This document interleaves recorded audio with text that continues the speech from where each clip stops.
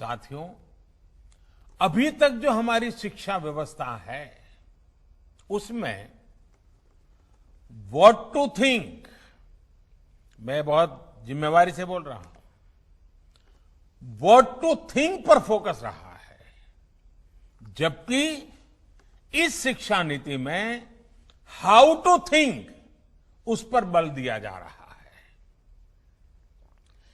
ये मैं इसलिए कह रहा हूं कि आज जिस दौर में हम, और ये दौर ऐसा है जहां इंफॉर्मेशन और कंटेंट की कोई कमी नहीं है, एक प्रकार से बाढ़ आई हुई है। हर प्रकार की जानकारी आपके मोबाइल फोन पर अवेलेबल है। जरूरी ये है कि कौन सी जानकारी हासिल करनी है, क्या पढ़ना है।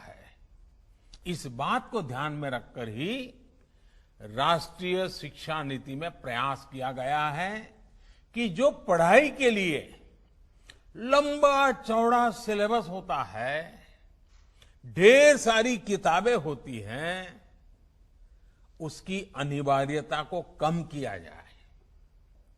अब कोशिश ये है कि बच्चों को सीखने के लिए inquiry based, discovery based, discussion based और एनालिसिस बेस्ड तरीकों पर जोर दिया जाए। इससे बच्चों में सीखने की ललक बढ़ेगी और उनके क्लास में उनका पार्टिसिपेशन भी बढ़ेगा। साथियों, हर विद्यार्थी को, स्टूडेंट को यह अवसर मिलना ही चाहिए कि वो अपने पैशन को फॉलो करे।